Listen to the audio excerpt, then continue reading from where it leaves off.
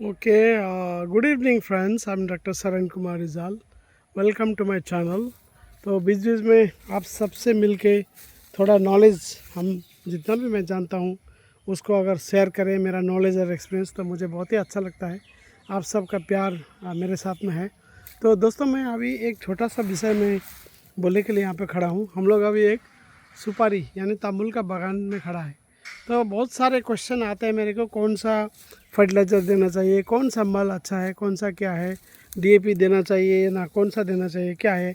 तो इसमें सबसे पहले तो मैं बोलूँगा इसको नाइट्रोजन, नारियल को थोड़ा कमी, सुपारी को यानी तामुल में नाइट्रोजन थोड़ा कमी चाहिए, यूरिया का मात्रा कमी चाहिए।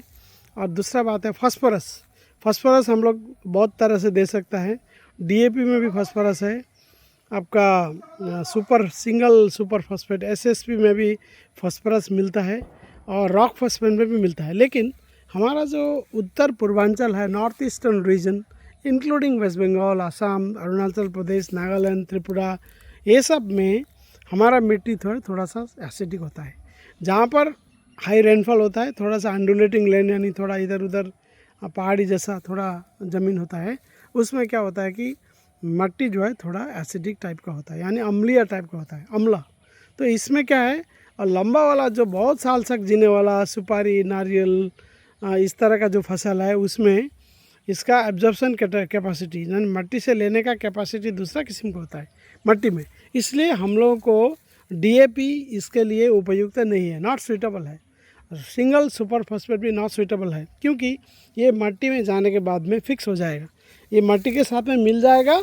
और लेकिन ये पेड़ को, सुपारी के पेड़ को नहीं मिलेगा, क्योंकि वो फिक्स हो जाएगा दूसरा चीज़ के साथ में, एक साथ में इकट्ठा होकर बंद के रख जाएगा, वो खाने को नहीं मिलेगा। आप दिया लेकिन लॉस हो जाएगा। इसलिए हमने आस्ते आस्ते मिलने वाला, आस्ते आस्ते फास्फोरस मिलने वाला, विघटन होने वाला, ऐसा करके सिंगल सुपर फॉस्फेट डीएपी नहीं देना चाहिए। हमको स्लो रिलीज टाइप का जो रॉक फॉस्फेट है, आरओसी के रॉक फॉस्फेट, PHOS PAT देना चाहिए। यूरिया तो हम दे सकते हैं नाइट्रोजन के ऊपर में। और दूसरा बात है, हम लोग पोटासियम जो है MOP यानी म्यूरेट ऑफ पोटास हम दे सकते हैं। इसका डोज है आपको 100 ग्राम पोटास, 100 ग्राम यूरिया और 100 ग्राम रॉक फॉस्फेट है, ऐसा ही है, ठीक है। तो डीएपी मत दीजिए, सिंगल सुपर फॉस्फेट भी मत दीजिए। और सॉल्ट टेस्ट करने के बाद में मिट्टी में थोड़ा एसिडिक आ जाए तो आप डोलोमाइट दीजिए, DOLOMIT। डोलोमाइट में हम लोग को मिलेगा मैग्नीशियम मिलेगा, ठीक है, उसमें कैल्शियम मिलेगा और सल्फ़र मिलेगा, 3 चीज़ एक साथ मिलेगा और थोड़ा सस्ता भी है। और इसके लिए वो उपयुक्त है, सूटेबल है। अगर हमारा सॉइल एसिड है लेकिन हमारे पास में डोलोमाइट बिल्कुल नहीं, हमको बाज़ार में नहीं मिला, तो उसका बदले में हम आपको एग्रीकल्चरल लाइम यानी कृषि चून को हम दे सकते हैं दोस्तों, ठीक है।